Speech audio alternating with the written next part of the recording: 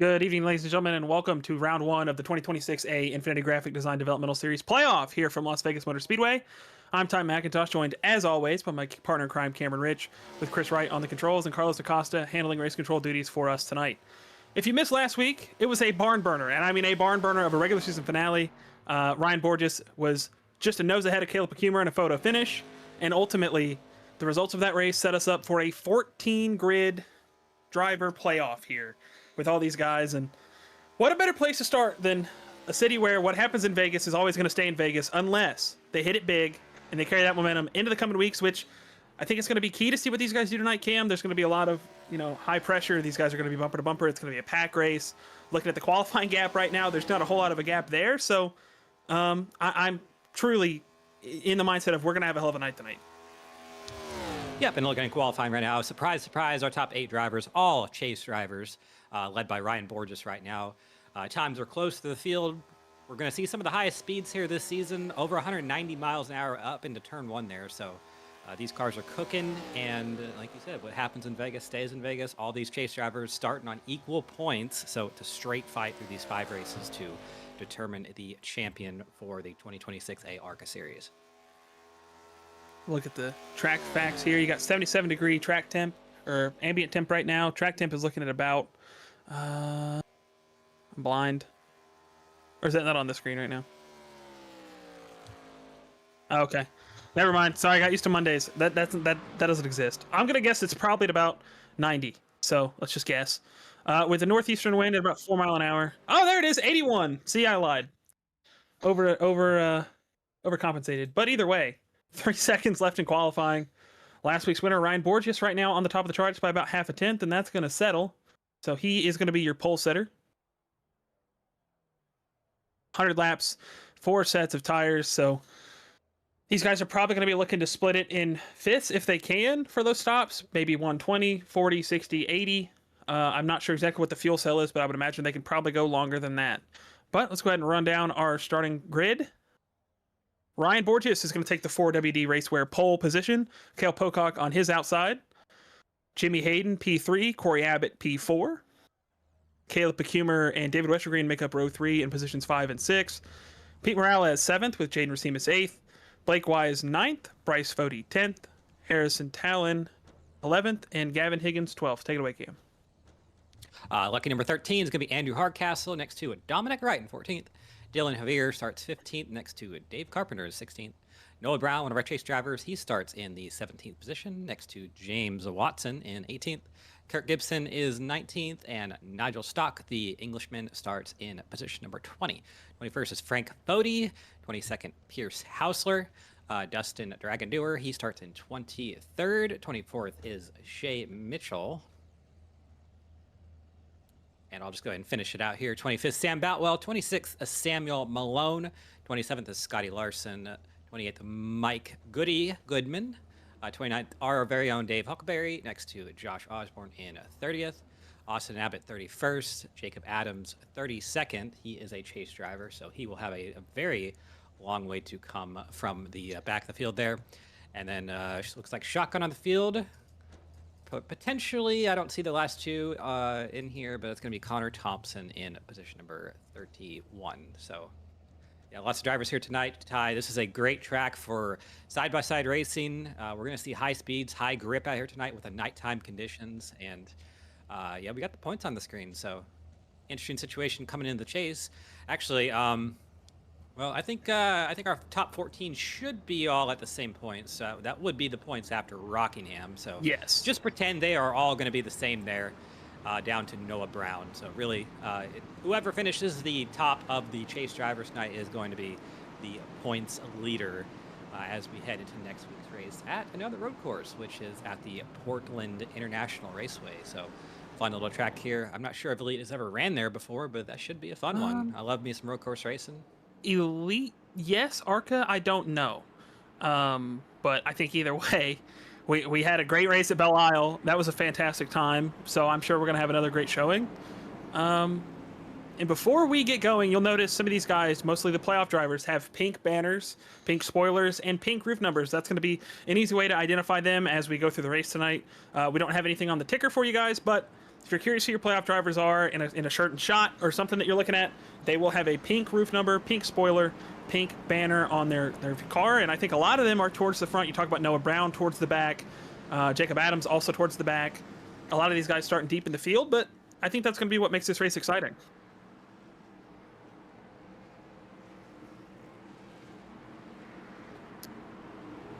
We see the pace truck make its way down pit road. Ryan Borges is going to lead us to the green flag here in the Vegas 150. Green flag's out. Not too big of a jump over the outside of Cale Pocock. We talked about how much this is going to be a pack race. It's going to be interesting to see how this sorts out with that run off the top side for Cale. Right now, though, no help to the back bumper of Borges, so Cale might have a run. I don't think it's going to be that much trouble. of a pack race. Oh, we got troubles! Oh, who was that? It was Jacob Adams got into someone. I want to say that might be Shea Mitchell. Yeah, I would assume based on the radio chatter that is Shea Mitchell. Blinked out pretty quickly there. No yellow, surprisingly. So we see right now Ryan Borges going to lead us back to the stripe to lead lap 1. Jimmy Hayden on the inside. Cale Pocock still on the outside fighting hard. Caleb McHumor trying to make his way through. Big snap out of Gavin Higgins on the bottom of the racetrack there, coming back across the apron. 3 wide already. Here comes Corey Abbott in the middle. We got multiple guys in the wall. Corey Abbott with a huge wiggle off the nose of McHumor. Somehow we have survived this, and you can already, I think we're already seeing some of the desperation come out of these chase drivers. Jacob Adams was the one who knocked into Shea Mitchell there on literally the first corner of the race, and I mean, he was starting back there in the 30th position, I believe. And, I mean, that's what kind of happens when you're all the way back there. The desperation sets in a little bit, and Peter Allen's around. Gonna work. Huge wreck. Big one. Multiple playoff guys. Jeez, Dave Carpenter, Frank Fody. See Sam Malone back there. You see Austin Abnett working his way through the field. I see Scotty Larson is involved. Yeah, Frank Fody's over there somewhere. Pete Morales, probably the worst of the chase drivers, I think, of his damage. Let's see what happened here, but I think, well, yeah, right there. Yeah. Oh, Harry with damage. Dominic Wright involved. You see Pierce Hausler, some of the drivers going very low on the track. James Watson in there. Noah Brown is broke. He has his left front and right front are off of the car. No front end. He's done. Wow, that car is destroyed. And that's probably for all these drivers that have, probably for all these chase drivers that have big damage. I mean, that might be championship over unless some of these others have a lot of bad luck here. But just, I mean, nowhere to go for him. He's on the outside there, and unfortunately, that's all she wrote for that one. Yeah, we talked about desperation and what these guys are going to have to do to kind of set their playoffs off in the right direction, but I don't think we were talking about that. That's a lot of guys involved. I see Scotty Larson sitting there. Just like the wide scale of drivers that this just affected is kind of insane to me.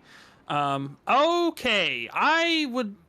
Who is the black and red car? And I don't mean to call this out, but the black and red car that had no regard for anybody, that was like really late. I feel like I know who it was, but I'm not gonna name names.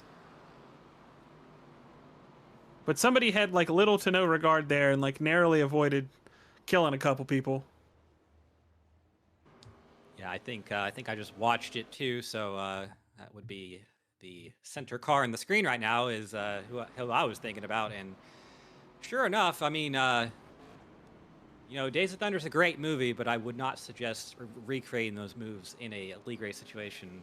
But he got himself through it, so no harm, no foul. Just a little bit ego hit there for some of the other drivers. Definitely looking on the pit road. Noah Brown, he's going to be done. Dave Carpenter has a lot of damage on his car. Scotty Larson Dave Huckleberry is going to be done, I believe. Shea Mitchell was the first incident we had, and not a terrible amount of damage on the car, but the right front is kind of crinkled in, and you saw Noah Brown's car there. That is not supposed to look like that.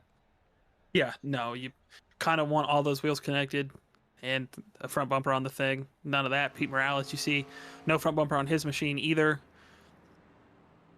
Couple drivers that looked like they were going to be in the wreck. Harrison Talon had a piece of it. He looks really fine to me. I didn't see anything really notable on Harry's car that looked significant. The contact started with David Westergreen on his left side. He looks fine. So let's get the 1 to green. Ryan Borges still leads us to the green. Jimmy Hayden on his outside. Corey Abbott 3rd. Cale Pocock 4th. Gavin Higgins 5th.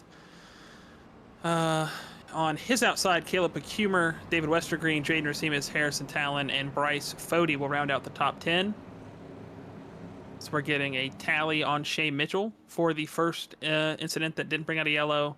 And the second one is going to be on the 33. So those are going to be your first 2 incidents that get called. And honestly, Cam, I would have to agree with Carlos there. I didn't really see the Shea Mitchell incident, but I would trust that Carlos made the right call there, and I think he definitely made the right call on that, the incident that brought out the yellow. Yeah, for sure, and especially, you know, I hear Shay's a little bit upset in the radio, but at the end of the day, you can't just come down on a car that's there. It will not move at your behest. You will get spun out, and you know, that will cause a wreck. So, unfortunately, he doesn't agree with the call. That's all right. The tally's already been given out, and we have our first restart of the night now. We sure do, and Ryan Borges, business as usual, won last week, led us to the initial green, winning the pole, and he's going to try to do it one more time here in the restart zone. A pretty good jump for him this time. I didn't see nearly as much fight from the outside as we saw with Cale Pocock. Everybody else seems to be rolling pretty good here.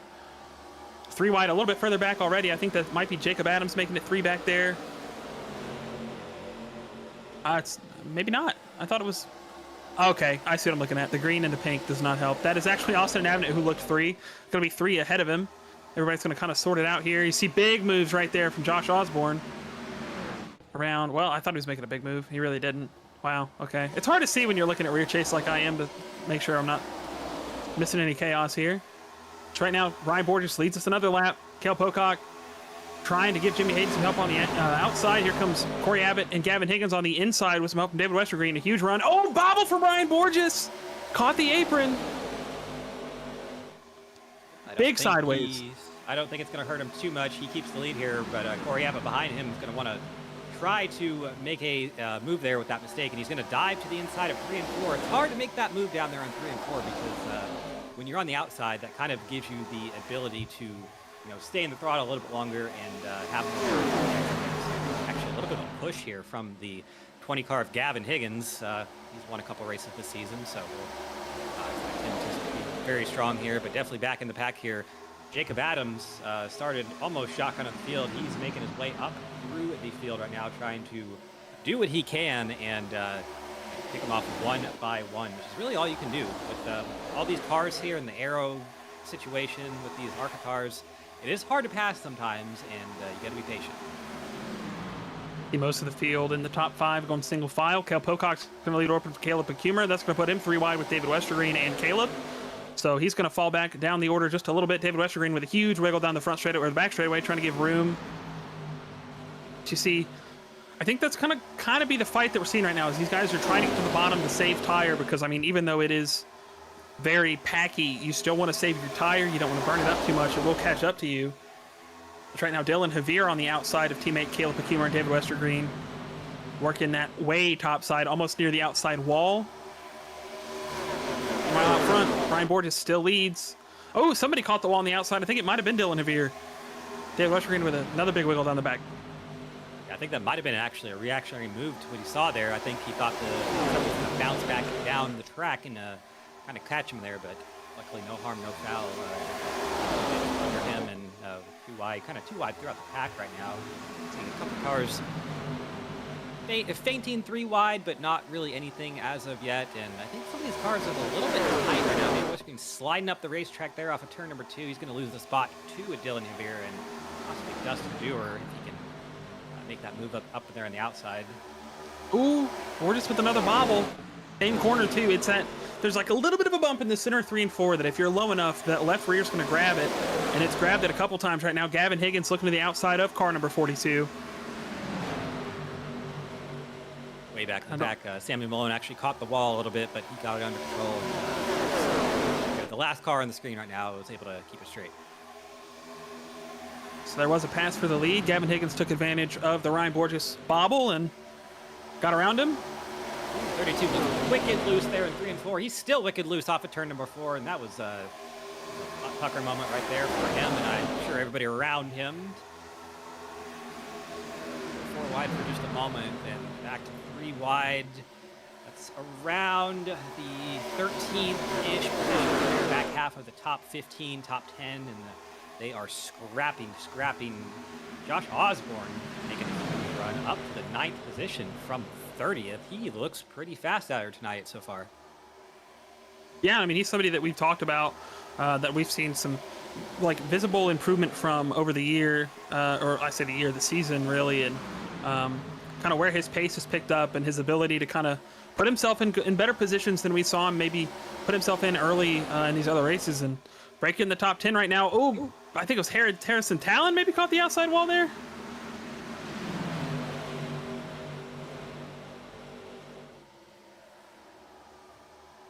Okay, so the 32 and the 1 got together. Oh, Osborne gonna go to the apron. It looks like Jaden was maybe trying to force it. 3 still is.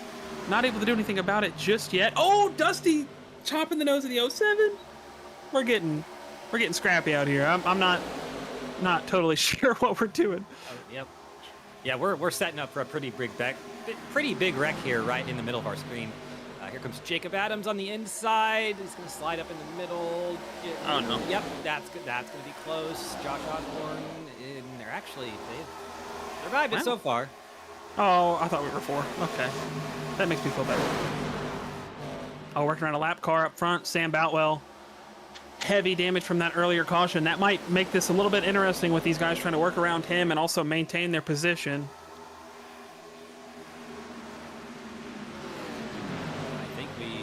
Survive this. It looks like they're pretty well contained, and yeah, I think most of the field's going to go ahead and get around them. No problem, no issue. Oh, that was almost famous last words. Yeah, absolutely. I feel like we've been kind of like having that. The butt pucker vibes have been high for the last few laps here in this middle part of the pack. Josh Osborne, don't come down any lower. There is a car there. Jaden Racines will be there if you come down. And oh no. Well, okay. Well, big bobbles. Big bobbles. They are trying. Out front, Gavin Higgins still maintains the lead over Ryan Borges. New contender in 3rd place. David Westergreen has worked his way up. He's now going to look to the outside of Borges to make a run at 2nd.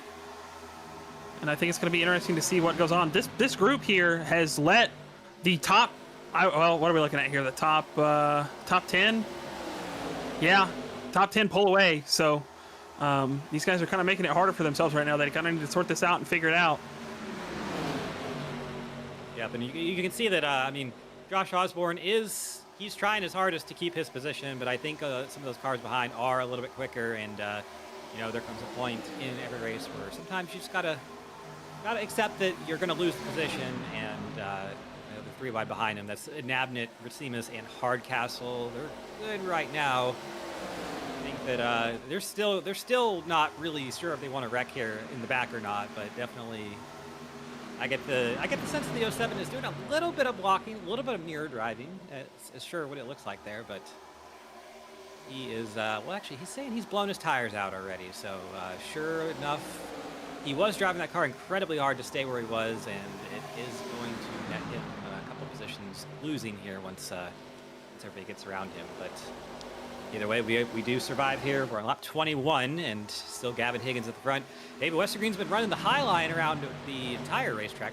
I say the high line, kind of the middle line. So we'll see how that works for him. Gavin Higgins kind of running the bottom right now, and probably doing a little bit of tire saving because he is out front. And you can do that when you're out front, a little bit easier. Also, a big thing to mention about tire saving is like when you're like you're in a position like Gavin is in right now, and you're able to kind of maintain the bottom, you're able to arc it in and not push the right rear or the right front too much. You're kind of able to manage where you're putting, all the force into the car. You're doing a lot better. Like somebody, if you're on the outside lane, you don't have that choice. You're kind of having to just burn the right front the whole time, or if you're ripping the wall, you're burning the right rear a little bit more. So these guys are kind of having to manage this right now. And Ryan Borges backed out of it early. Now he's getting back into it. He's getting some help from Corey Abbott to get around David Westergreen and back to the back bumper of the 20 of Gavin Higgins. We're about a quarter of the way through this race. I think we're probably nearing some green flag pit stops.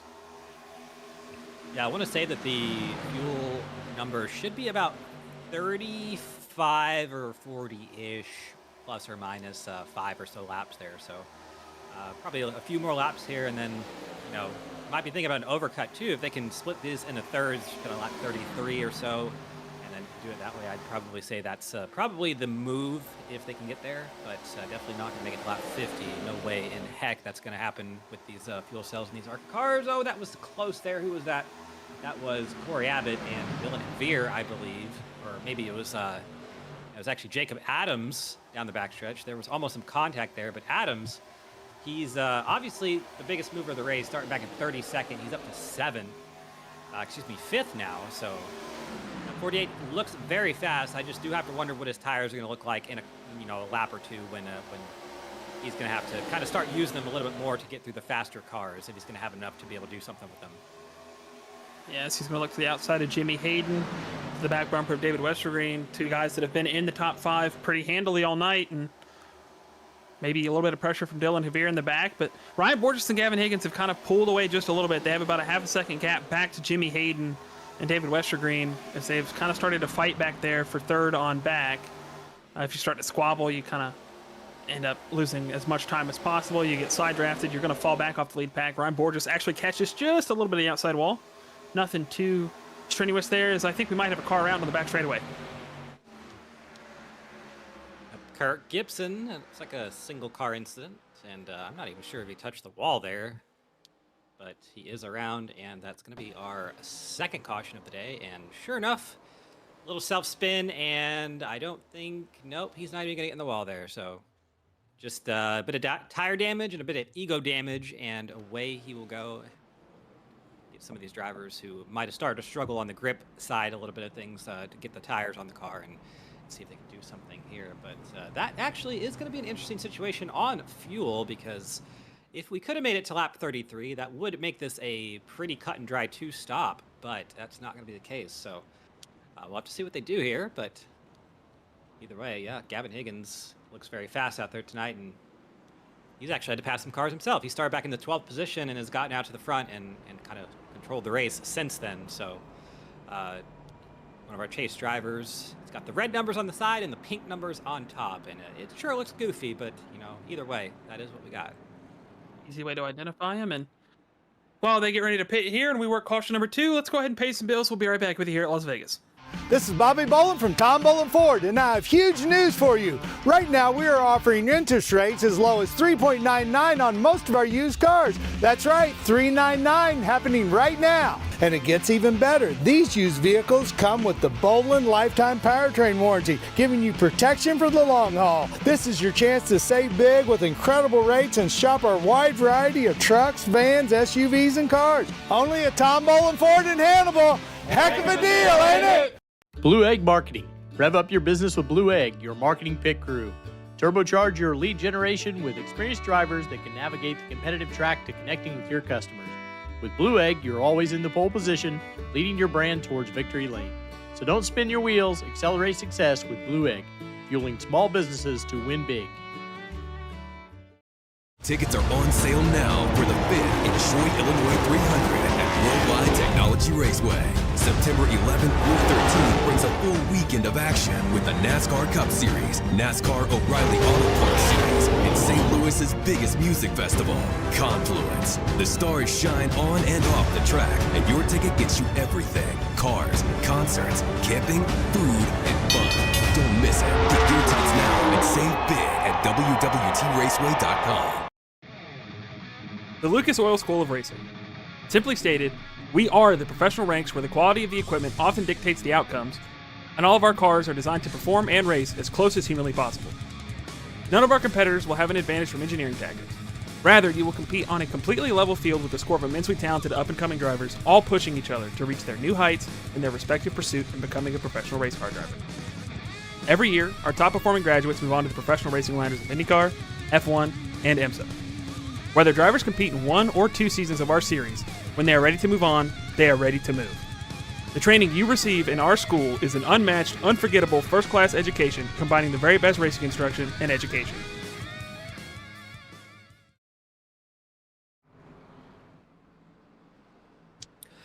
Welcome back to Sin City. We're at the Las Vegas Motor Speedway working our second caution of the night. Pit stop's just completed, and we have a change for the lead. Ryan Borges was able to get the stop done just a little bit quicker than Gavin Higgins, and he is currently second. David Westergreen remains third. Jimmy Hayden fourth. Jacob Adams fifth. Corey Abbott sixth. Seventh is Dylan Javier. Kel Pocock eighth. Position number 9 is Dustin Dewar, and then in 10th place it is Harrison Callion. So yeah, we saw a lot of crazy racing there on that last run. A lot of we actually got a little bit of a split pack. Got the top 10. Was able to get away from the rest of the field there, and there was some mirror driving, some 3 wide, 4 wide almost, and everybody was kind of somewhat all over the place there. So definitely crazy night tonight. Crazy night to start the chase, and a few of our chase drivers are already out of the race. Most notably, I believe, would be Noah Brown, who was in that first big accident. He has retired from the event and will come home with a 31st place finish here, but green flag out. Ryan Borges with a great restart on that inside line. A little bit better than the 20 of Gavin Higgins next to him. So by two into turn number 1 here, about 3rd place on a bag. That's where the fight is. Dave Westergreen and Jimmy Hayden. Jimmy Hayden actually now under fire from Jacob Adams, who might be the fastest car here tonight. He started all the way back in the 30s and has driven his way up to this top 5. So look for that 48 to probably be in contention as we get closer to lap 100 here, but we got 70 more laps to go here, so plenty of racing time left for all of these drivers. And actually, Gavin Higgins, he gets back to the lead, drives around the 42 of Ryan Borges. So as I say, trouble, that might be teammates. The 57 of Javier, he saves it, and no, he does not. That was almost a generational save, and that turned into a generational wreck. Oh, that was a big one. We should have probably used the brakes there just a little bit there. I believe that was the 61 of Hausler, and that is going to probably be all she wrote for. Yep, that is teammate on teammate violence from the 59 of McHumor. And that Jaden Racimus might have been okay had some brakes been used further on in the back. But yeah, Ty, I mean, welcome back. You came back at the right time. Yeah. Interesting wreck there. I was watching Caleb McHumor. I was going to call out that he must have had a rough pit stop. I mean, he was up in the top 5, and then he was kind of marred in traffic there. And then, like, I saw Dylan kind of make contact with him there, and if we can get a look at the onboard of the 61, I don't like to paint pictures of people. Okay, nope. Okay, well, I was going to say I don't like to paint pictures of people that were just in bad situations, but I feel like we could. Yeah, choices were made. You know when you go to the grocery store and, like, you're in the alcohol section and you find things that are not in the alcohol section, but people choose to buy alcohol anyways? Choices were made there, and that was not the one for Pierce Hausler to make. Unfortunately, Clobber's the one. Probably ends his night. Yep, another one of our chase drivers, and unfortunately for the teammates here, both of these drivers in the chase, and yeah, I mean, really just looks like Caleb McHumor slid up a little bit and knocked his teammate sideways, which is, that is the violation of rule number 1 of racing. Don't wreck your teammate, and especially when you're both in the chase. So Dylan Javier, I think he is not too terribly bad from that. I didn't really see him hit anything too terribly hard. I think all the other cars around him had harder hits. Jaden Racimus probably... well, actually, I don't think that left rear is looking very good, and that left front's not looking very good either. Left rear, the whole housing is kind of shifted over to one side, and definitely not what you want to see there. Bryce Fody also involved. Body panels not lined up. made in China build quality, it looks like there for that race car. Just not very good looking. And yeah, I mean, I would have to agree with you, Ty. This is a developmental series, but sometimes you got to learn things the hard way, and hopefully Pierce Hausler learns that brakes are an important part of the race car, especially when you have about 7 to 10 business days in front of you to miss the wreck. It's best just to kind of slow down and get through it. Yeah, that is a fantastic point there. You see Lake Norman all over the side and the hood of that 61 machine. Lake Norman on Lake Norman violence caused a lot of Lake Norman cars to get damaged. You see Pierce House are going to drive away with the front bumper on question mark. It doesn't look like it's on really. You see Dylan Javier is also behind him with a bumper that's in the exact same scenario. So we'll have to see how long those cars are able to hang on. That bumper's held on by hopes and dreams at this point. I think I saw what's the ghost from Ghostbusters? What's the Slimer? Yeah, I think Slimer put some ectoplasm on there or something, and it's barely holding on, but it's not going to hold on for much longer because, as you can see, the radiator housing is bumping through the nose, so that's not going to be good. As we re-rack your top 10, go ahead. I just want to say, I just want to know the aero number on what that nose is making right now as far as downforce is concerned. I mean, there it goes. So, I mean, 0 now, but when it was bouncing up and down, I wonder what kind of downforce it was making. And I gotta think that Javier's nose is not too much longer for this world either. Yeah, no. With how much turbulence was on the nose of the 61, I don't think the 57 is going to have any better. But getting in... Oh. The other Lake Norman car that was murdered that has a nose. Re-rack your top 10 before we hit the restart zone. Gavin Higgins is your leader. Ryan Borges second. Third for Jimmy Hayden. Fourth, Corey Abbott. Fifth, David Westergreen. Sixth, Jacob Adams. Seventh, Cale Pocock. 8th, Dustin Dewar. 9th, Caleb Humer. And 10th, Harrison Talon. Swap the last two. That's your top 10. They were messing with me there. Pace car is in. Gavin Higgins will restart off the top side. First time we've seen anybody do that tonight. And a big jump for him off the nose of Corey Abbott. That's going to put him about a car length clear of the 42. Corey Abbott should be able to squeeze in right in front of Jimmy Hayden if he chooses to. I think these guys might keep it a little bit more calm for us here after the shenanigans that we've seen. Brian's actually going to hit the apron a little bit, but he should be fine. Everybody seems to be getting sorted. Dustin Dewar is up to 7th. He busted through the doors of the top 10. So we're getting, the 33 and the 47 are both making big wiggles. Not a fan of that. Yep, and something we've seen a few times tonight. These cars a little bit unstable, I think. I mean, the setup looks like it's a little bit tight, but it's also a little bit unstable here in this pack. So definitely these drivers having to be on their toes and be vigilant about what the car is doing. And unfortunately, some of them have not. But just 3 wide, a little bit further on back. Dustin Dewar on the outside there. That's for the 6th position. And he's actually looking for more as well. That was a big run for him down the backstretch. And that's one of the things about this track here, Las Vegas. If you can run the high line, especially down on 1 and 2, you can get a big run, especially on the restarts, and it will kind of shoot you down that backstretch with a huge head of steam. So,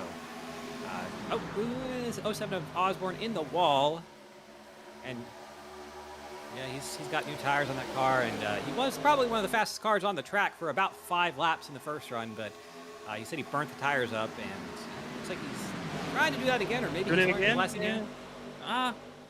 It's hard to tell, and I think a lot of it too is when you get new tires on this thing and you're in the middle part of the race. Especially for me, like if I have a situation where I do good on tire saving or I do bad, I kind of try to do the exact opposite or change it up a little and just see where I'm at, right? Because like you kind of want to find that perfect balance, and I'm hoping that that's what Josh is maybe trying to do here. Just try to maybe follow the car in front of him, figure out what he can do differently. Manage the right front, because I would have to imagine the right front is probably what got tore off that thing based on the fact that he's been running the low line over and over and over. So, and the low line's good, but it's all about how you carry your momentum through the corner when you get back on the gas. There's a lot of different things you got to worry about. As you see Ryan Borges getting passed up by Dustin Dewar with some help from Jimmy Hayden. And I think it might stick here as we head down the back straightaway. You talked about the run down out of 1 and 2 down the back straightaway. It's going to get Dustin Dewar cleared. Just about got Jimmy Hayden cleared, but quite. Yeah, Dustin up there doing a good job on that high side right now to keep the speed up and get himself up here into the top 5. So good run tonight for the 32 so far. We'll see if he can keep it up there. He's looking for something on that number 9 of David Westergreen. Here's Dylan Javier. He was, That left rear looks like it is all sorts of out of place. It's not where it needs to be, and pretty slow here. Ooh, actually, it was pretty close through 1 and 2 for some of the cars trying to get around him, but he is good to go now, and that car is going to be driving very poorly the rest of the night. Nothing like a race car should here, but yeah, Josh Osborne actually looking to make a move on Ryan Borges. So Ryan Borges, he was up in the front a few laps ago and falling back quickly. So whatever's going on with that car or his line or whatever, he probably needs to get it back under control here and get it corrected, because whatever's happening, it is not making him go in the right direction. Yeah, somebody that kind of had that off and on in that first bit. He was up in the top 2, and then he fell back, and then he pushed back up. So I'm starting to think he might have saw some things on the pit stop there with the tire wear he didn't like too much. Somebody who seems to have liked what they saw completely was Dustin Dewar. He was not in the top 10. He was kind of in that backpack scuffling. He's about to break the top 5. Well, he is in the top 5 even if he does get around because fighting for the 4th spot there. I think Jacob Adams still our biggest mover. Yeah, Jacob Adams around Corey Abbott here, so his charge of the field almost complete. He is now in right there behind Gavin Higgins, and he's got one more car to pass to get to the lead. I gotta think that he might actually do that here. He looks incredibly fast, actually visually catching the 20 here, down into turn number 1, down to the bottom. See if he can do something. It's gonna be hard because Gavin's gonna be tough on the outside there, and Corey Abbott probably gonna make it tough for him too, but we definitely know that 48 is incredibly fast right now. Lots of time left to go. I'd probably just sit behind there and chill for just a couple laps there, force a mistake, or maybe get a good opportunity around the outside or something like that. Absolutely. I mean, we're not even halfway yet. These guys have a lot of time to kind of figure out how they want to plan this out, right? You kind of have time to set up a pass. If we were like 5 to go, 10 to go, you don't really have time to plan that much. You just kind of have to look at what they're doing for a couple laps and then, line up your target and take a shot.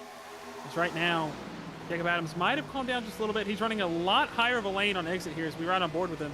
You see that like second groove, he's kind of riding there, maybe giving him more of a run down the front and back straightaway. But I'm curious to see what that's doing to his tires compared to what Gavin Higgins is doing to his, especially in the night conditions. The track is a little bit more grippy, so the tire wear doesn't really affect these guys as much if they're doing a good job taking care of it. See him taking a huge run to the bottom now. He's going to have a pretty good run down the back straightaway to the inside of Gavin Higgins with a little bit of a bobble. They're going to pass Dylan Javier, who's a lap car, but Jacob Adams is going to have a huge fight here in 3 and 4. Yeah, but did it textbook perfectly there. Just got the run, kept the car lower on the... that is tight there off of turn number 4. Kept the car lower off of exit turn 2, and not going to be able to do the pass right now. Gavin Higgins, he's going to fight for that position for all it's worth there, especially as they're both chasers. All 3 of those up in the top 3 position chasers, and Gavin Higgins going to look for his 3rd win on the season, I believe it would be. But, yeah, Jacob Adams figuring out tonight that the passing is going to be hard. You're going to have to work for it. So, and that's the thing, too, with these ARCA cars and a lot of these lower-powered cars, if you make that pass and you cannot make the pass actually complete, you do put yourself at risk of losing the spot behind you. So he's going to have to also defend from Corey Abbott behind him, and that 32 of Dustin Dewar is still looking fast. Don't look now, though. It is the 42 of Ryan Borges coming. He has figured out whatever was wrong with that car. Probably maybe just extreme tire saving, if I had to guess, and he is coming very quick. Mentioned it, Jacob Adams. Oh, big wiggle from Gavin Higgins. I think Jacob Adams might have just got a huge break. You talked about with these low-power, high-downforce cars, you have to make that pass stick, or else you're kind of going to be in trouble, and right there, Jacob Adams looked like he maybe wasn't going to be able to do that. Big wiggle from Gavin Higgins is going to clear him, but he was under fire from Corey Abbott almost immediately after that move started to not work entering 3 and 4. Corey Abbott started to be able to fire off, and I think he just got saved by the bell. Yep. Ryan Borges up to 3rd now. I think he might be the fastest car on track at this moment, so he'll probably be looking to make the move on Gavin Higgins here and get up to up there with his teammate in the 48. So Gavin Higgins looking around the outside here once again. That is a viable move through 1 and 2. He's going to get the run, actually, and I think he might take it down the backstretch here. He certainly does. Clears the 48, and definitely showing here that he is not down for the count just yet and wants to keep himself out in front. I mean, Ty, when you're out front here, you get all the downforce on your car, and you get you can control the pace, control where everybody else is running behind you, and that is a huge advantage at a track like this. These drivers not out of the throttle a terrible amount in these ARCA cars. It's kind of a little blip, and then you're back in it. So wants all that downforce on the front that you can get. Absolutely. Jacob Adams going to make another run at Gavin Higgins. I think Gavin's biggest play there is he made that pass in 1 and 2. Got right down on the right side quarter panel, as I think he might have just did again on Jacob Adams, and he put that air on him. So it slows him down. It tightens that car up to where he's not able to carry as much momentum. Now here comes Jimmy Hayden. These two fought side by side for a little bit. Now Jimmy's going to have a huge run, and he's going to get to pick who he wants to help here. They're going around a lap car of Dylan Javier. I don't think Gavin wanted to let Jacob go. He's not quite letting him go. He got the right quarter panel again. Jimmy Hayden's going to push the 20. I think this is going to be pivotal here. This is kind of going to set up this next 20 to 30 lap run. Adams going to send it on exit. Higgins maybe got a little tight. Adams is clear. Jimmy Hayden to the inside of the 20 machine.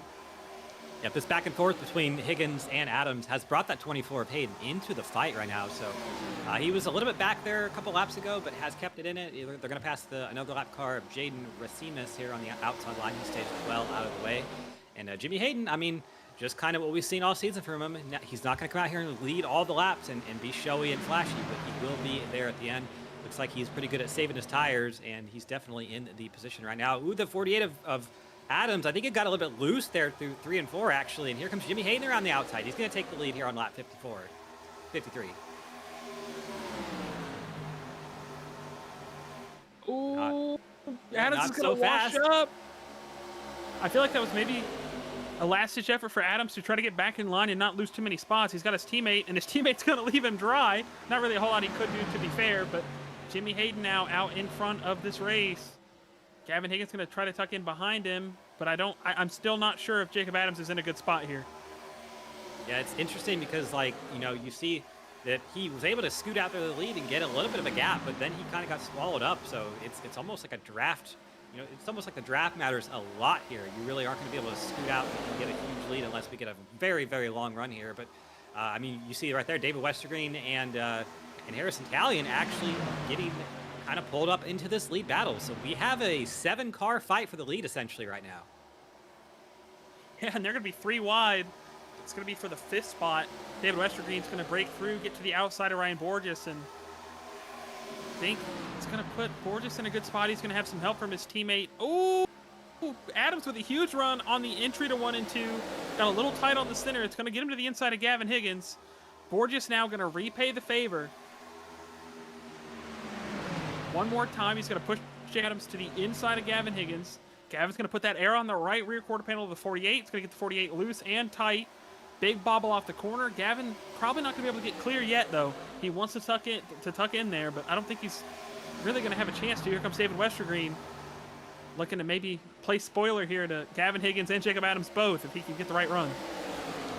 Adams a little bit tight there off of turn 2. He's going to have to get out of the throttle and lose some momentum, so he's going to wisely slide up in right there behind Gavin Higgins right now, and he was able to fend off David Westergreen with that run on the outside. But definitely, Gavin Higgins right up the back bumper of the 24, maybe trying to get him loose a little bit.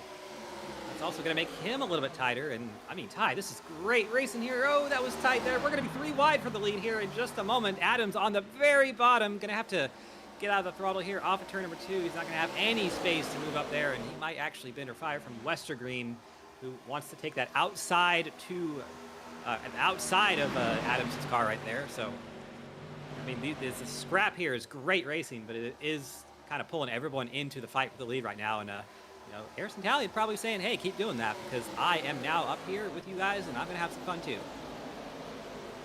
I think it's kind of alarming. You see the pink roof number, but then you see the pink roof number, and you see Pushkin on the front of that 9 machine, and that might widen your eyes a little bit more. Side by side for the lead, a big wiggle from Jimmy Hayden through 1 and 2, but again, the run that Gavin Higgins transfers to the back bumper of the 24 is going to shove Jimmy way out there. Jacob's going to have another shot here. Jacob's going to wash up tight, but he's going to not quite be clear enough, I don't think. Higgins is going to go with the 48. I think if you're Gavin Higgins, that might be the right strategy call, because at this point, you want less cars, and the lesser value of cars you can have in front of you is what you want. So he's going to get tight there. He's going to run into Jimmy Hayden just a little bit, maybe chop the nose teeny tiny bit.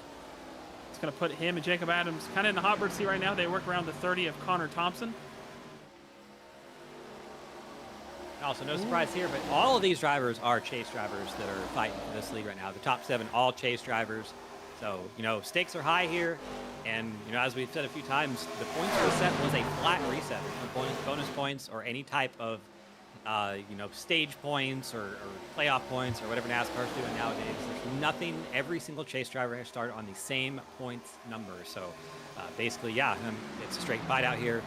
That might be why we're seeing such a scrap for the lead here because, Adams loose. That was very close there. He definitely lost the rear through 3 and 4. And, we're seeing that's kind of a hallmark of Las Vegas, that the turns 3 and 4 into the speedway tends to be a little bit slippery, especially on older tires. So maybe this fighting and scrapping up here is starting to wear these guys' tires out a little bit. Would not surprise me. We ran the Grand National race here. Corey Abbott hard to the outside wall. Seems to be able to gather it up a little bit. We'll have to see if that right front damage is going to affect him at all. I would assume it will with how much of a significant contact that was, but we ran the Grand National race here a couple weeks ago, and being in the booth for that, the right rear tire wear that those guys were dealing with and how loose their cars were getting. Obviously, these are not Xfinity cars and or O'Reilly cars, sorry, but still, they're experiencing this. We're seeing Jacob Adams have trouble. He's going to get trouble. He's going to wash up into Jimmy Hayden. Holds on to it, but wow, yeah. A significant time loss and position loss for Jacob Adams. He's going to fall out of the top 10. Yeah, great save, though. And, just these drivers having to make their way around the 61 of Pierce Hausler. Looks like a modified, that car, but definitely off the pace very significantly. But, for Adams, we kind of saw him doing that move a few times. He was sliding up a little bit in the middle of these corners, 3 and 4 especially, and eventually you got to think that's going to bite you. Jimmy Hayden, not going to give him the room. He doesn't have to, technically. And unfortunately, that's sometimes the price you pay for that kind of racing, kind of driving. And I don't think Jimmy Hayden really did anything wrong there. He held his ground and held his line on the racetrack, and the 48 just kind of slid up a little bit. Got about 38 laps to go here as we're kind of getting close to green flag pit stops. Why don't we take one quick break, pay some bills, we'll be right back with you. Right now, Tom Bolin Ford, we're offering X-Plan pricing for everyone. Yes, you heard me right, everyone. That means every customer can take advantage of special pricing normally reserved for employees of Ford partner companies. And all you have to do is walk through the door at Tom Bolin Ford. And it gets even better. Also receive a Bolin lifetime powertrain warranty, giving you long-term confidence for the miles ahead. Unbeatable pricing, lifetime protection, and a huge selection waiting for you right now. Only at Tom Bolin Ford in Hannibal. Heck of a deal, ain't it? Blue Egg Marketing. Rev up your business with Blue Egg, your marketing pit crew. Turbocharge your lead generation with experienced drivers that can navigate the competitive track to connecting with your customers. With Blue Egg, you're always in the pole position, leading your brand towards victory lane. So don't spin your wheels, accelerate success with Blue Egg, fueling small businesses to win big. Tickets are on sale now for the 5th Detroit, Illinois 300 at Worldwide Technology Raceway. September 11th through 13th brings a full weekend of action with the NASCAR Cup Series, NASCAR O'Reilly Auto Parts Series, and St. Louis's biggest music festival, Confluence. The stars shine on and off the track, and your ticket gets you everything: cars, concerts, camping, food, and fun. Don't miss it. Get your tickets now and save big at WWTRaceway.com. The Lucas Oil School of Racing. Simply stated, we are the professional ranks where the quality of the equipment often dictates the outcomes, and all of our cars are designed to perform and race as close as humanly possible. None of our competitors will have an advantage from engineering tactics. Rather, you will compete on a completely level field with a score of immensely talented up-and-coming drivers, all pushing each other to reach their new heights in their respective pursuit in becoming a professional race car driver. Every year, our top-performing graduates move on to the professional racing ladders of IndyCar, F1, and IMSA. Whether drivers compete in 1 or 2 seasons of our series, when they are ready to move on, they are ready to move. The training you receive in our school is an unmatched, unforgettable, first-class education combining the very best racing instruction and education. Back here at the Las Vegas Motor Speedway, under some green flag pit stops, Jacob Adams just leaving pit road. Dustin Dewar has already been down. Not a change out front. Gavin Higgins still leads over Ryan Borges, Jimmy Hayden, Harrison Talon, and Corey Abbott. got another car on pit road, I believe. These guys are kind of getting near the end of that window with about 32 to go, Cam. And I don't think we've talked about the 22 car all night, but somebody who is looking pretty decent. And I think if we get another yellow, he might be a player. Absolutely, yep. Up from 13th, has had a quiet night so far, but no, sometimes that is exactly what you need. Some of these other drivers not having as quiet of a night, and he is one of our chase drivers. And well, as we're talking about him, he pops the wall there a little bit, but he's gonna probably lose the spot too. Well, that's not actually a spot for position. Frank Fody is he is 1 lap down. Oh, Fody into the wall, Bryce Fody, right in front of the wow. leaders. Sorry, Frank Fody was actually 23 laps down, and he's wrecking on the backstretch. So both Fodys. Interesting. Yeah, that is a Fody caution right there. We were looking at different things there. So Hardcastle was he was racing there with Fody. Fody 23 laps down in front of James Watson. James Watson did nothing wrong there. Frank Fody just got loose and into the wall hard. So 23 laps down is probably going to be done for the night. And I would have to say that I question the logic of racing a lead lap car like that when you're so far down in the order. But either way, not going to be that is going to be a moot point now. That car is pretty well destroyed. You'll see it on Facebook Marketplace here in about 6 hours.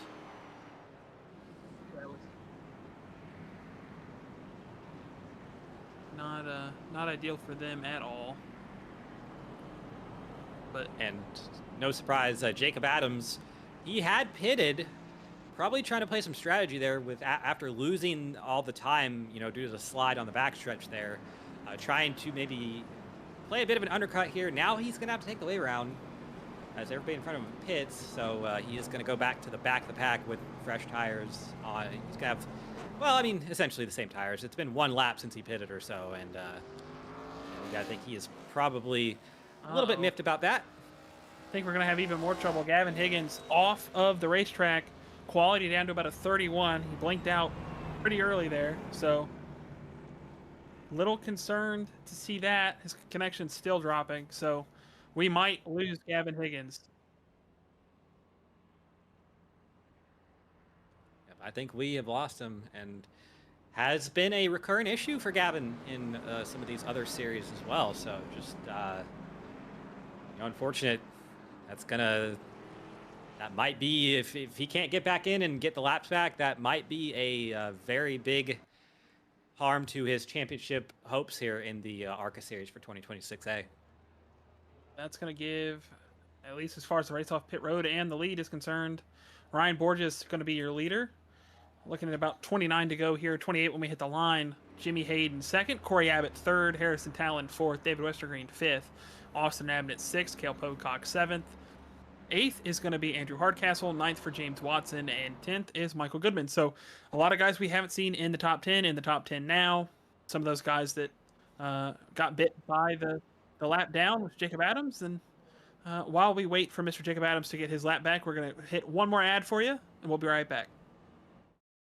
Racing isn't easy, but experiencing it is. iRacing puts you in the driver's seat with the industry's leading sim racing game.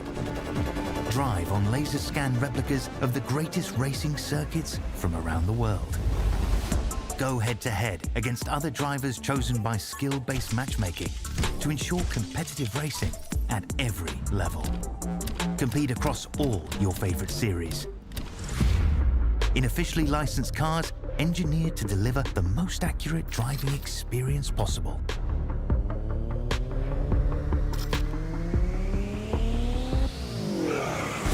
Join a race or host your own with players from across the globe.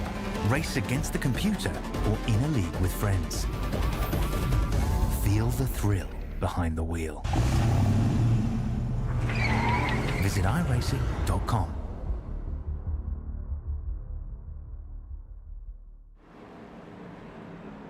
Back here at Las Vegas Motor Speedway, working caution number 4 getting ready to go back green. Ryan Borges, your leader, and Jimmy Hayden on his outside. Corey Abbott third. Harrison Talon fourth. David Wester Green fifth. Austin Abnett sixth. Seventh, Cale Pocock. Eighth, Andrew Hardcastle. Ninth, James Watson. And 10th, Michael Goodman. As we get ready to re-rack, Harrison Talon taking a weird line there. It's going to get it sorted. Into the restart zone goes number 42, Ryan Borges. And he gets a pretty good jump over Jimmy Hayden. Corey Abbott going to follow. They're going to be side by side for second as we roll towards 1 and 2. Got 27 laps to go here. Just over a quarter of the race. And these guys are probably getting a little antsy as far as sitting and riding. So I would expect a lot more desperation out of these guys, especially at a car number 48, rolling off 15th right now on this restart. He's got a lot of work to do. But I think if anybody can get it done, it's Jacob Adams.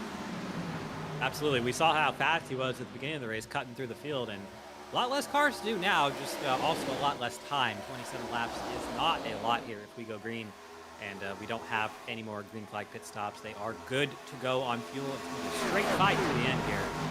We saw...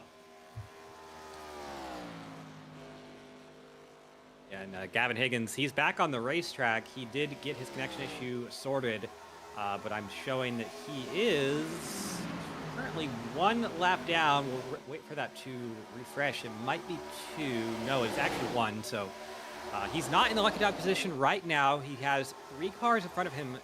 The 61 of Pierce House, or Jaden Racinas, and Connor Thompson. Yeah, so he's going to need essentially 2 more cautions probably to get his lap back, which is doable, but also a very much uphill climb. As we see, Ryan Borges, he has lost the lead. And he's going to lose second and third as well to David Westergreen and Jimmy Hayden. And I think that's kind of been one of the stories of tonight. That 42 is not quick at all on these short runs, but about 5, 6, 7, 8, 9 or so laps are completed. I think he might be the quickest car up here in the top 5. So we'll see if he can actually get it going, but definitely falling back right now. Yeah, and part of it too could also be 24 laps to go in this race, right? He's probably looking at this from a strategic standpoint of, hey, I'm not going to win it right now. I got to be ahead of these guys in 24 laps. So maybe pacing himself, holding himself back, trying to work on it. And like David Westergreen has been really good at managing tires. We saw at Rockingham. He sat on older tires and held the lead. So a lot of different people doing a lot of different things up here in this top 5 right now. But I think the 42 might be saving the most at the moment. Yeah, definitely lots of stories coming to fruition right now.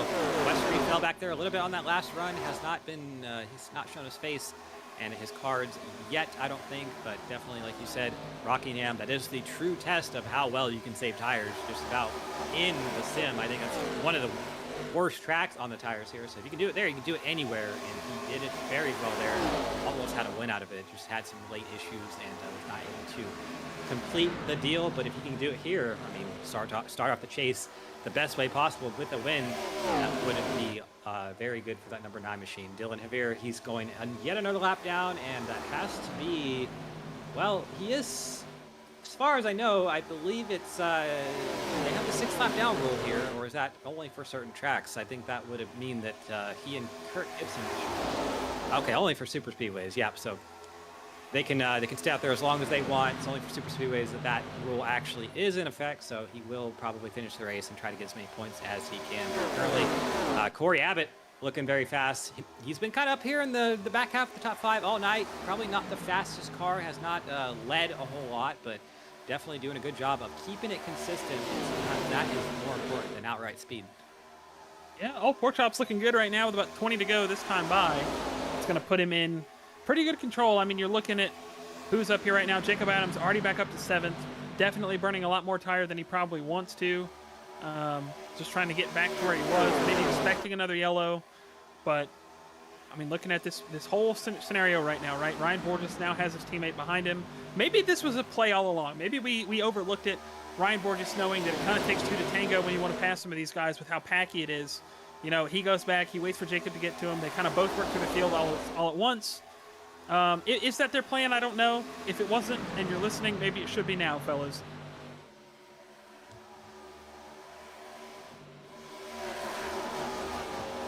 Yep, and looking a little bit further on back, Caleb Humer, we saw him get into the side of his teammate, Dylan Javier, that extremely slow white car that we've seen get past a lot here.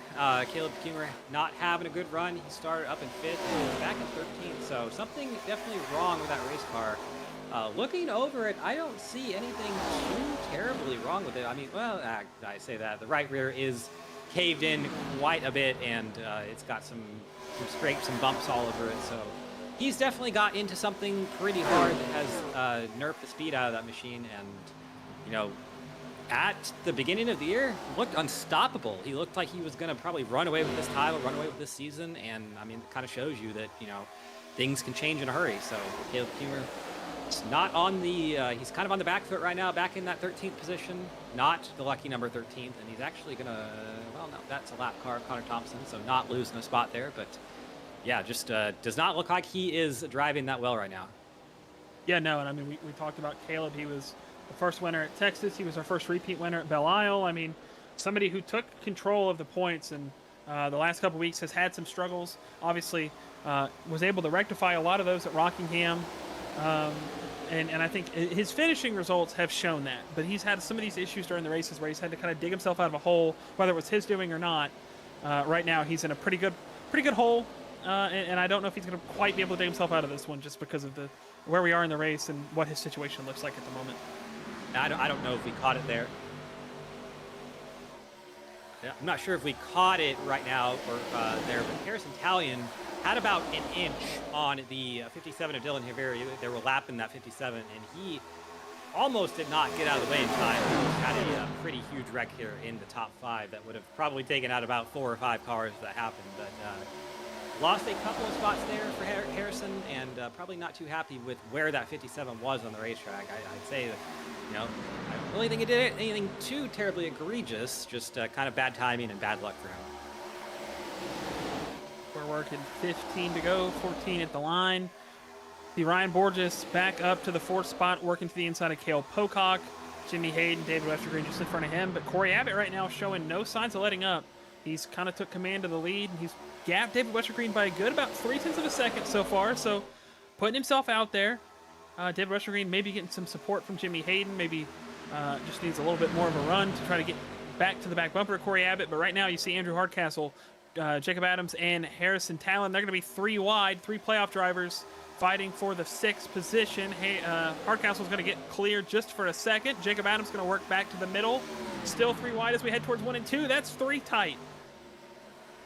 Yep. And they survive it for now. And Jacob Adams in that middle line, we've seen him run that a few times tonight.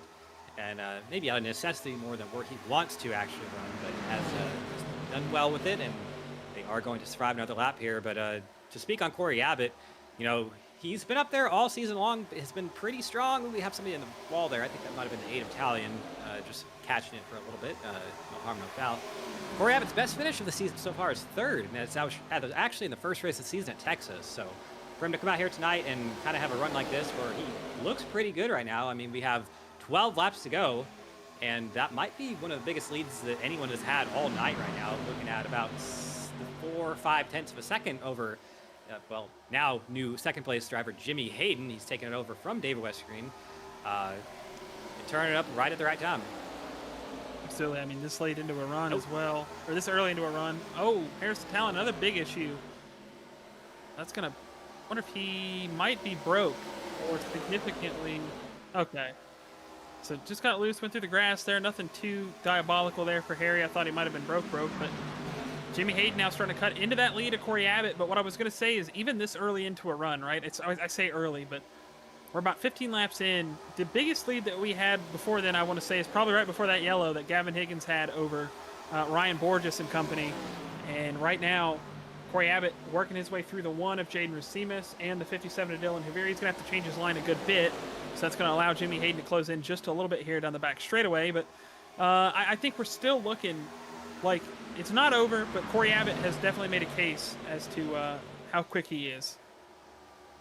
Absolutely, but don't look now. That 24 of Jimmy Hayden, a little bit quicker last lap to the tune of about 1/10 of a second. And then as I say that, Corey Abbott actually goes just a tad quicker than him. So Jimmy Hayden going to have to find a way to change up his line a little bit too. And Abbott almost in the wall there up too. He is absolutely pushing everything he can out of that race car, as he should be here with 9 laps to go.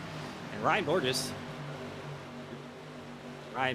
in it still. David Westergreen He was up there a few laps ago. I think he might have burnt the tires off a little bit. He looks like he doesn't have much left for those 3 in front of him, so might be looking for a caution or some kind of Hail Mary move near the end of the race. And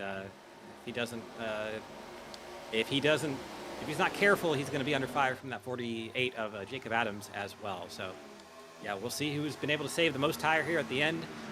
Jacob Adams, I mean, we talked about him. He's had to come to the field. He started in the back on account of that ill-timed caution, and we know he's had to use a little more tire than he's wanted to, so he's probably just kind of hanging on right now. Yeah, and especially when you look at the situation that they're in right now, obviously going from 20-some laps to go now to 7 laps to go and kind of getting towards the end of this race, and the pressure cooker starting to build up. If your tires even aren't that bad, right, and you're starting to feel like you're slipping, you're just going to get worse. If you're not comfortable right now and you're not kind of feeling the best that you felt, it's not going to get any better. So you're kind of just managing. And right now, Ryan Borges to the back bumper, Jimmy Hayden now to the inside pass for second. I have to say that if it wasn't Jimmy Hayden that was going to catch the 22 or the 21, sorry, it could be that 42. Yeah, but I think if I was Jimmy Hayden, I would probably, well, obviously not going to listen to me. He's going to race for it, but I would probably let that 42 go. I know it's 6 laps to go, but if the 42 gets by you and goes and races that 21, that gives you a chance to maybe get in that fight and maybe make a 3-wide move or something like that as well. But as of right now, if they just race each other, that's going to give the win to the 21, essentially, because they're going to slow each other up. And right now, Jimmy Hayden keeps the position, or the second position for now. Austin and Abbott there in the 6th position. Looks like he might be looking for 5th. So definitely Jacob Adams. We know nothing left in that race car. The tires are pretty much out, gone from it right now. And Austin and Abbott now under fire from the 22 of Hardcastle. So it's like all these drivers, trying to get something out of it. Obviously, first race of the chase, as many points as you can muster up is going to help you going forward. But definitely 4 laps to go, not a lot of time left. Absolutely not. But if you're Corey Abbott and you're looking in the mirror right now, you are nothing but happy to see that these guys are squabbling for second, letting you just get that gap a little bit further and a little bit further each lap. And they're still going to fight for it. They're going to be 3 wide with Dylan Javier. Jimmy's going to side draft the crap out of Ryan Borges right there, so that's going to pull them back even. 3 laps to go. About a half a second gap. I don't think they're going to close out. Austin and Abbott and Jacob Adams squabbling right now. Andrew Hardcastle providing a little bit of rear gunner support for Jacob, but nothing too crazy. Still going at it there, Borges and Hayden. So well, I'm looking for the name of that thing there, but basically when the numbers are flipped, so 42 and the 24 are still going at it. I think at this point it's going to be an uphill challenge to go ahead and catch that 21. The 21, Abbott is out in front by about 0.6 of a second, now 0.7 of a second. So even if they were able to sort it out, which I think Borges is going to drive it in there and get around the 40 or the 24 right now, I think it is not enough time to go ahead and catch Abbott down the road there. Through 3 and 4 for the penultimate time. Corey Abbott talked about his best finish on the season being the season opener, getting 3rd and having a pretty good run there, but white flag this time by 1.5 more miles before he's able to make himself a winner. And what a way to start the playoffs for Corey Abbott would it be, right? We talked about it. What stays in Vegas, what happens in Vegas stays in Vegas, but the momentum that this could give him, Ryan Borges is closing in little by little, but I think it's going to be too little too late. I think he spent a little too much time dealing with the 24, Jimmy Hayden, as Corey Abbott sails into 3 and 4 for the final time. Unless he has a diabolical bobble, I don't think anything's going to happen. He's going to bring it out of turn 4 to the checkered flag. He's going to win the Las Vegas 150. Wow, what a race that was. What a start to the chase. I mean, I think some of the predispositions we had at the beginning of the season turned out to be completely untrue.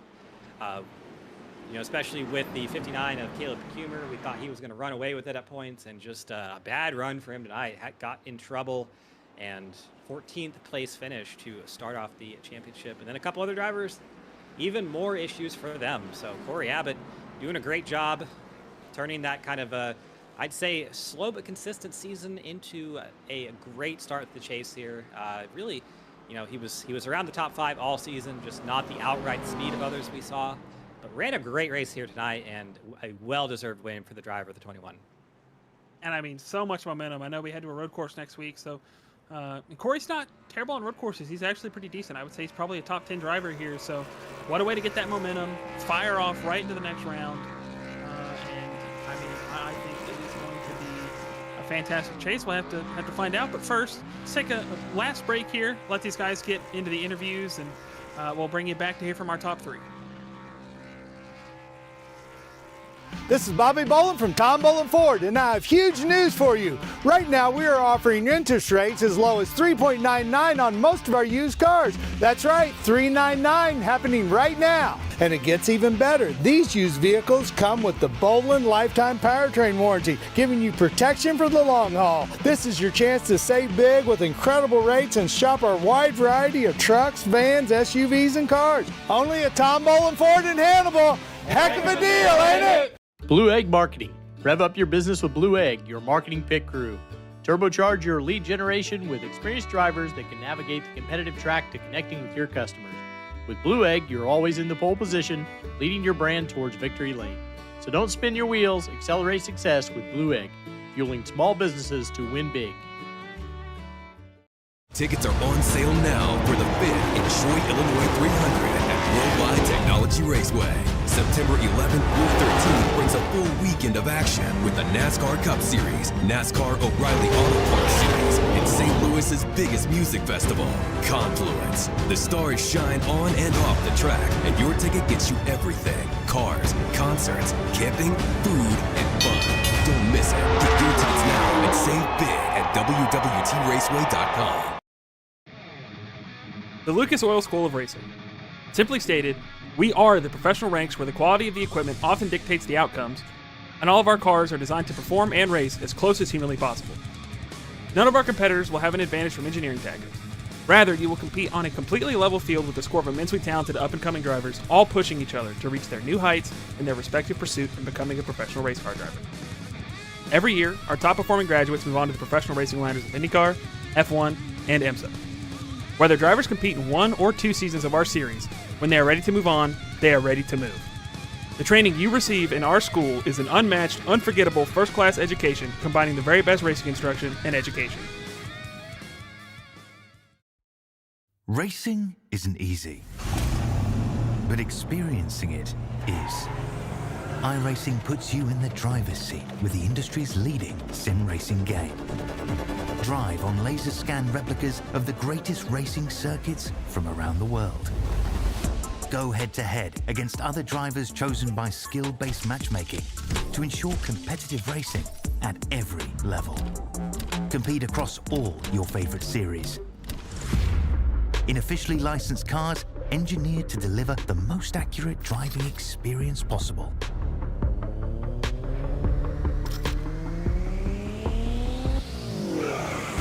Join a race or host your own with players from across the globe. Race against the computer or in a league with friends. Feel the thrill behind the wheel. Visit iRacing.com.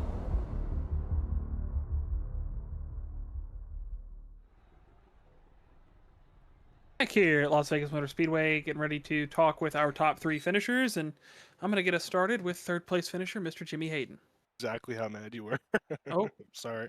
no, you're good, buddy. It's time in the booth. You got a coffee? Yep, I got you. All right, buddy. Well, you were somebody that going into this season and during the season, you were probably one of the top 5 guys every week, and you start the chase with a really good run here. You started 3rd, you finished 3rd. Walk us through your night. Yeah, I mean, I was bummed I missed last week, but thankfully I was locked in the chase and didn't miss out on any points, so that worked out for me. Yeah, I fired up iRacing about 15 minutes into practice tonight for the first time in a couple weeks since Talladega probably, and just did my best to try to figure this place out and what the car was going to need during the race, and thankfully worked out pretty well. I would have to say, I mean, I know a lot of it was in that closing little bit of a gap there. You were fighting Ryan Borges pretty hard and just trying to kind of make his life more difficult. And I would say it worked. I think you probably single-handedly kept him from getting up there to really fight with Corey. But at the end of the day, you got to do what you got to do. But going forward, I think it's Portland next week for the ARCA cars. And We ran Belle Isle, and I think you did all right. So how do you feel going into that? I mean, I've never turned a single lap at Portland, so I'll probably figure it out about this time next week.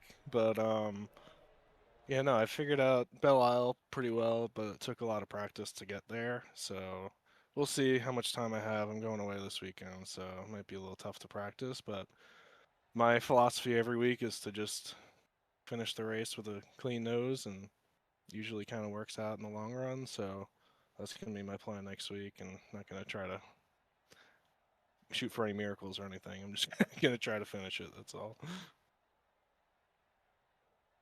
All right, buddy. Well, before we let you get out of here and go celebrate and get ready for next week, anybody you want to shout out, give thanks to? Yeah, shout out to the Abbott Motorsports guys again. They've been kind of letting me play with them a little bit the last couple weeks because my buddy Dylan has been getting his race car ready for the season at Riverhead Raceway this year. So I don't know how many more he's gonna make out this season, but yeah, thanks to the Abbott boys for letting me play with them. And thanks to you guys for putting on such a great show. All right, buddy. We appreciate the thanks and can't wait to see you guys get out there next week and tear it up at Portland. Sounds good. Hopefully, it won't tear up too much. All right, that was Jimmy Hayden, your third place finisher. And I believe Cam is going to be standing by with Mr. Ryan Borges. Sure am, Ryan. This is Cam in the booth. You got a copy? Yeah, I got you. All right, man. Well, awesome run out there tonight. Started on the pole, led laps. We saw that 42 was not so quick on the short run, but you always had these pace on the longer run. So I'd have to guess you were saving tires. But take us through your night from start to finish. Yeah, my plan was to just try and maintain decent track position while saving my stuff. I mean, I kind of got a little too far back a couple times, especially that last run there. I wish I would have maintained a little bit better track position than like fifth or sixth for a lot of that run. But yeah, I was a little surprised. We had a couple really long green flag runs, and I felt like that was my strong suit there, just staying out of dirty air and just maintaining especially the right rear. A lot of guys were getting loose, and I was fine with that. So yeah, that was my strategy for the whole race. But I know I was saying to Jimmy, I was trying to get around you there for like the last 8 or 9 laps, and he was doing what he had to do to like keep me from fully clearing him. But if I could have just got around him, I thought I would have easily gave Corey a challenge for the win. But no, I'll take a second. It's a good start to the chase for sure. Yeah, absolutely. And we saw you had a bit of a struggle bus race at Belle Isle. Next week we go to another road course, very different one, a lot more room and grass and stuff at the Portland International Raceway. How are you feeling about that one? I think I'll be all right. I don't think I'll be the best car in the field. I just know Belle Isle. I literally, I was debating if I was going to buy the track and run or if I was going to just wait out the week. So I bought the track with like 20 minutes before the race and got about 5 laps of practice. So that was more of the struggle. I think I can keep up on road courses. I'm not an ace by any means, but I think I'll be all right at Portland. I've run a few races there. Well, absolutely. You got 2 points behind Corey Abbott going into that race. And other than Portland, I mean, we have North Wilkesboro, Charlotte, and Homestead. Are any red flag races or for you, or are those going to be good events?